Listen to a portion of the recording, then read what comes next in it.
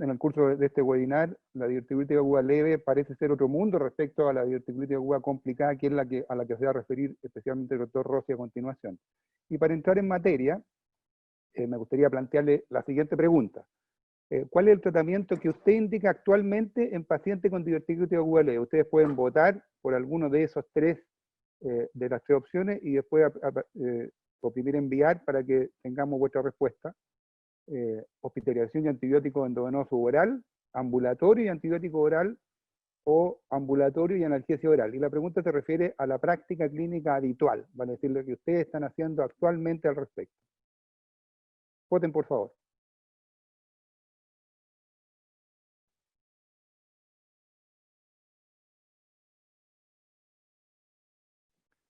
Ok, el 82% de ustedes escoge ambulatorio y antibiótico oral. Me parece súper interesante, y solo el 13% ambulatorio y analgesia, y un 5% hospitalización y antibiótico intravenoso oral.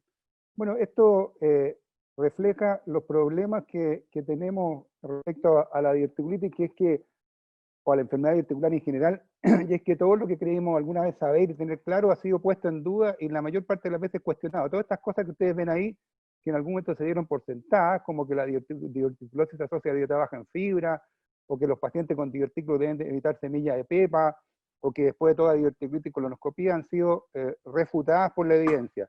Tal vez la única que ha sobrevivido es esta, que la diverticulosis sí se asocia a síntomas digestivos crónicos, y es algo que voy a tocar muy brevemente al final, pero la más importante por la implicancia práctica que tiene es esta.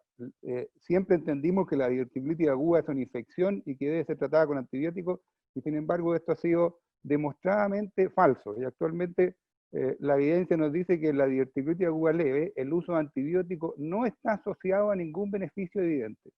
Y ahí les puse, porque con esto podríamos terminar la presentación, porque la verdad es que esto es evidencia de tipo 1 y recomendación fuerte. Recomendación fuerte significa que es muy poco probable que información futura vaya a cambiar este hecho.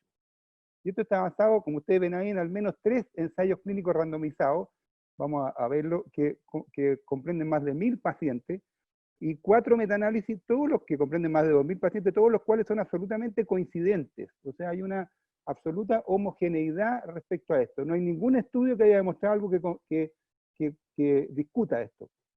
Y sin embargo, como ustedes vieron en la votación, el 82% de ustedes insiste en que la diverticulitis aguda leve debe ser tratada con antibióticos. De manera que vale la pena analizar esta evidencia para ver dónde está el problema, o qué podemos... El primer estudio que ustedes ven aquí, que fue publicado ya en el año 2012, y que lo que me interesa destacar es que incluyeron, como ustedes ven, pacientes con evidente diverticulitis. No eran pacientes con dolor abdominal y sospecha de diverticulitis. Se requería la presencia de fiebre, la presencia de respuesta inflamatoria sistémica y una diverticulitis demostrada en un CT. Y excluyeron pacientes complicados, con abscesos, fístulas, etc. Y así juntaron un grupo importante, más de 300 pacientes. Ustedes ven que un grupo importante de ellos había tenido diverticulitis aguda previa, ser un enfermo con riesgo, y los randomizaron a antibiótico y no antibiótico, y esto es lo que se repite en todos los estudios. Ustedes ven que en rojo están los pacientes con antibiótico, en líneas punteadas sin antibiótico, y la evolución del dolor abdominal, de la fiebre y de la sensibilidad abdominal no tuvo ninguna diferencia entre los grupos, como tampoco las complicaciones, la frecuencia de perforación de sigmoides, de abscesos, de resecciones posteriores o de diverticulitis recurrente. Ustedes ven aquí en la columna de la significación, no hubo ninguna. Y la conclusión de este estudio, de esto, es que el tratamiento antibiótico en la diverticulitis aguda no complicada ni acelera la recuperación, ni previene complicaciones, ni actúa sobre la recurrencia, y que debe ser reservada para el tratamiento de diverticulitis complicada. Ahora, para mi gusto, la segunda conclusión, que me parece aún más importante, es que la diverticulitis aguda leve es una condición extremadamente benigna. Ustedes ven, la tasa de complicaciones fue entre 1 y 1,9% en los pacientes sin antibióticos con antibióticos.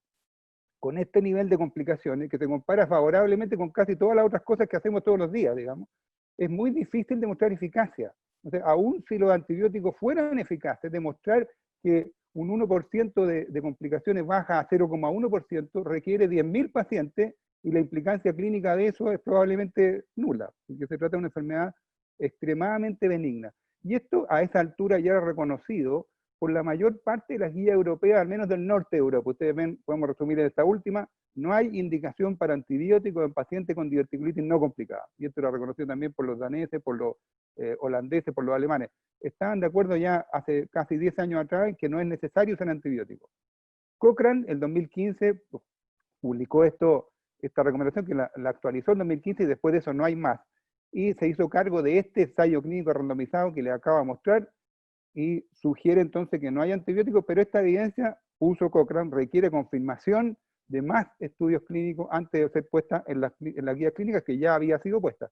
Bueno, y han salido más. Este es el segundo, el 2017, este es el Diabolo, que hizo la misma inclusión. Lo interesante de este estudio es que incluyeron pacientes, ustedes ven el 90% de los pacientes era de Hinchey 1A, o sea, con compromiso colónico, pericolónico, sin absceso, pero hubo 42 pacientes que eran 1B, o sea, que tenían abscesos pericolónicos, y los randomizaron igual. De estos 42 pacientes, la mayoría estaban en el grupo de observación. Y resultado del estudio fue, lo que ustedes ven ahí, ninguna diferencia entre el uso de antibióticos y el uso de no antibióticos, y la mejoría completa a los 6 meses, que era el objetivo primario, ninguna diferencia, y las complicaciones, ninguna diferencia. Ustedes ven que la única complicación que adquiere significación es que la frecuencia de complicaciones asociadas a los antibióticos, como es obvio, fue mayor en el grupo que usó antibióticos, casi 300 pacientes por grupo, y que la estadía hospitalaria también fue mayor. De manera que la conclusión de este estudio es que los antibióticos pueden omitirse en los pacientes con un primer episodio de diverticulitis aguda no complicada Hinchey 1. Y ellos incluyeron ahí 1A y 1B, aunque reconocen en la discusión que respecto a 1B el número de pacientes es aún muy pequeño. Y saliendo del horno, porque se fue publicado este año, el tercer estudio clínico randomizado, que también hizo lo mismo, incluyó pacientes solo con Hinchey 1A, su objetivo primario era ver la duración de la hospitalización, fueron bastante como estrictos y excluyeron pacientes que tenían una respuesta inflamatoria muy importante, con más de 2 criterios.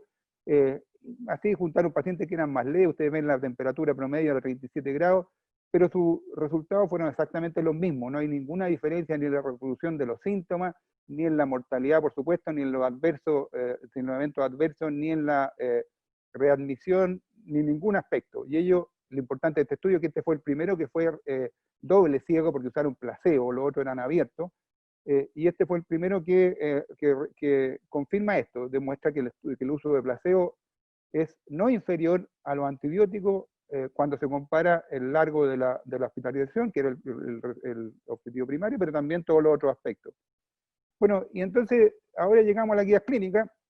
No hay una actualización de Cochrane al respecto, pero la guía clínica del 2020 no puede menos que hacerse cargo de esta evidencia. No hay ninguna posibilidad que una guía clínica actual deje de reconocer esa evidencia y tiene que hacer esta recomendación, que es la guía clínica esta en la Sociedad Mundial de Cirugía de Urgencia, y dice que en pacientes inmunocompetentes con diverticulitis no complicada, sin signos de inflamación sistémica, recomendamos no prescribir antibióticos, y esto no puede menos que decir que es una recomendación fuerte, basado en evidencia de alta calidad. Ahora, el punto aquí es esto, y aquí donde empezamos en la práctica, ¿qué significa sin signos de inflamación sistémica? Porque uno puede pensar fiebre, leucocitosis es un signo de inflamación sistémica, y de acuerdo a esta guía uno podría decir de que hay que usar antibióticos, y sin embargo, como les acabo de mostrar, los estudios randomizados que hay incluyeron, por supuesto, a estos pacientes. Y entonces vale la pena ir a la vida real a ver qué pasa. Les voy a presentar este caso real.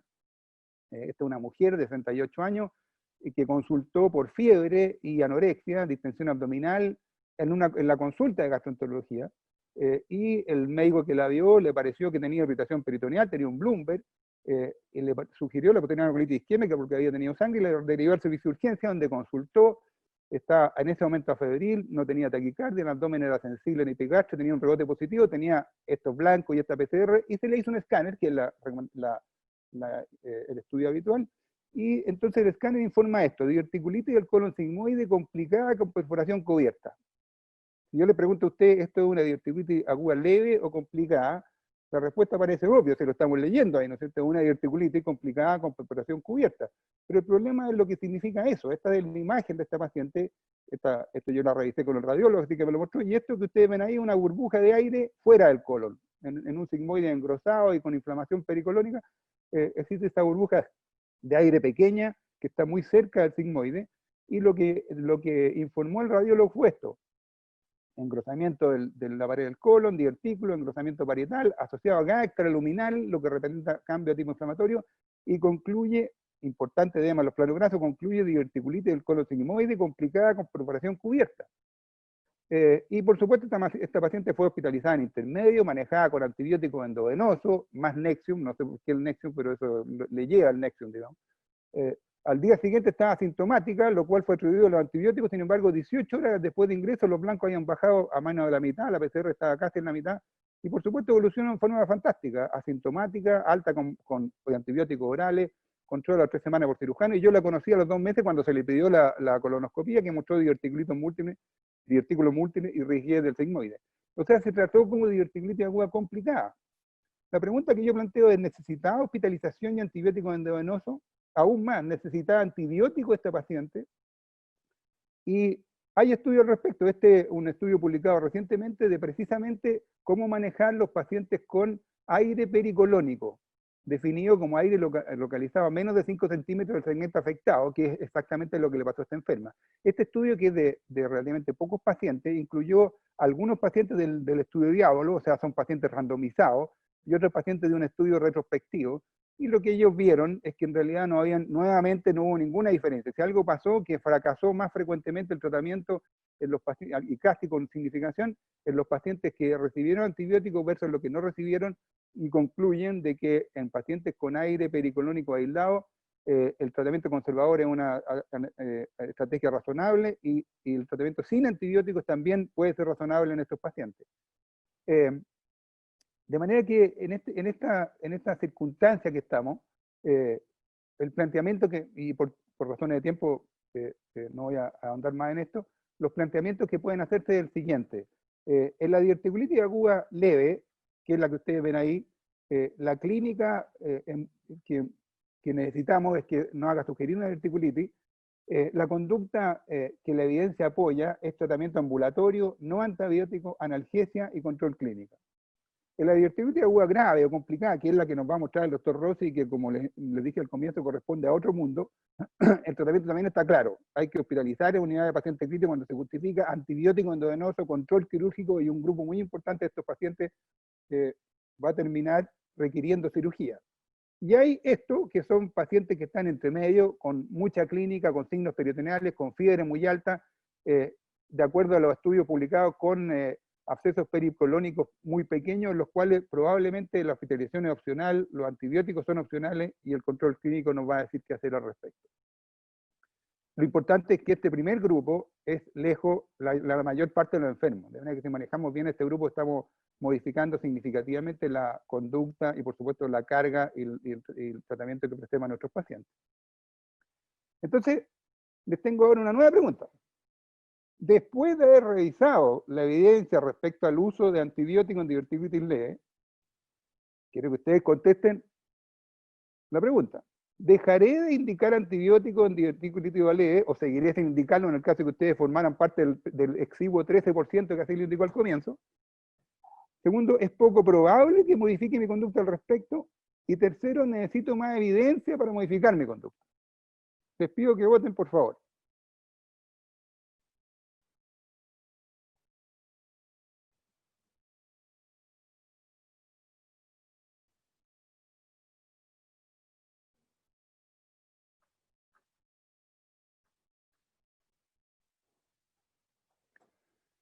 Bueno, en realidad hay un cambio significativo, del 13% subió al 53%, el 34% insiste en que es poco probable que modifique mi conducta a pesar de la evidencia que yo le he mostrado, y el 14% necesito más evidencia para modificar mi conducta. Voy a partir con este último. La verdad es que más evidencia no va a cambiar nada. O sea, después de más de 3.000 pacientes randomizados, si eso no es suficiente evidencia, parece poco probable que haya mucho más que modifique. En todo caso, si esto parece como sorprendente, digamos, no lo es. Esto es una... Uy. Bueno, quería... No sé por qué no...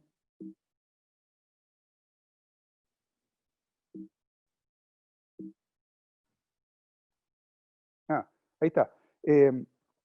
Lo mismo hicieron recientemente, en 2018, dos asociaciones, la europea y la americana de cirujanos endoscopistas, hicieron una conferencia de consenso sobre diverticulitis aguda y sugirieron recomendaciones al respecto. Por supuesto, no pudieran sino recomendar lo único que se puede recomendar de acuerdo a la evidencia, que en los pacientes con diverticulitis aguda no complicada, el tratamiento sintomático sin antibiótico provee los mismos resultados que con antibióticos. Hicieron una encuesta similar a la que hice yo con ustedes ahora.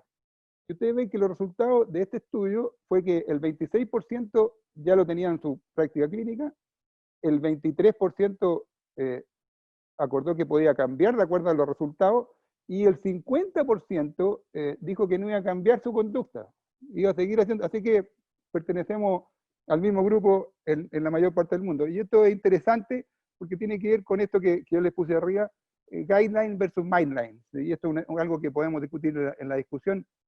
Las guías clínicas generalmente no son suficientes para permitirnos hacer con rapidez esto, que es cruzar el Valle de la Muerte. El Valle de la Muerte se refiere a un concepto de medicina translacional, que es el espacio de tiempo que va entre que hay un aporte significativo en el conocimiento médico y que este conocimiento llega a beneficiar a los pacientes. Y en realidad este Valle de la Muerte, cuando yo lo conocí, que fue en el 2012, el promedio eran 17 años. Cuando yo leí esto en 2012, cuando partió esta historia, yo dije, esto es muy exagerado. Bueno, estamos en el 2020, han pasado 8 años y ustedes ven que la conducta de la mayor parte de las personas dista mucho de ser modificada. Así que es un tema interesante a conversar. Y por último, respecto al otro tema que me pidieron, que son 2 minutos, la enfermedad articular contra lo que pensamos es muchas veces crónica. Esta figura ustedes ven como la idea simple, que la diverticulosis se divide entre lo que son asintomáticos y lo que se complican. Pero en realidad hay mucho más paño que cortar. Existe un gran porcentaje de pacientes que tienen condiciones crónicas, y si bien la diverticulitis aguda es muy infrecuente, solo un 1 o 4% de los pacientes con diverticulosis hace diverticulitis aguda, el compromiso crónico es mucho más frecuente, aunque desconocido en su real, porque cuesta mucho diferenciarlo de otros aspectos, como esto, ¿no es cierto? Como los pacientes con diverticulosis que tienen intestino irritable, o los pacientes que hacen intestino irritable después de una diverticulitis aguda, pero es realmente un problema frecuente. Y si en la patología de la enfermedad diverticular, de la diverticulitis complicada, el punto importante es la inflamación, y por eso lo tratamos como lo tratamos, en la patología crónica asociada a divertículos no, hay muchos otros factores de la fisiopatología, y por eso han surgido muchas otras opciones de manejo. Y la rifaximina es una de las más importantes. Para ser corto en cuanto largo, la evidencia al respecto no es muy buena, pero existe, y sugiere que en tratamiento de diverticulosis no complicada, porque es el ámbito de acción de la rifaximina, ciertamente podríamos usarla en el tratamiento de la diverticulitis aguda, pero como yo les puse al comienzo que la tasa de complicaciones de la diverticulitis aguda es menos del 1%, o rondea el 1%, la posibilidad de que sirva la rifaximina es obvio que va a servir, van a andar muy bien los pacientes, que es lo que nos pasa ahora cuando usamos cualquier antibiótico, pero eso no significa que sea un aporte. Pero en síntomas crónicos sí hay evidencia que sugiere que la mejoría sintomática usando rifaximina es hasta un 30% mayor en pacientes con respecto a placebo, esto es un metaanálisis, y la tasa de diferencia de recurrencia de diverticulitis también es mejor. Hay diferencia, aunque la tasa, el beneficio absoluto es bastante bajo.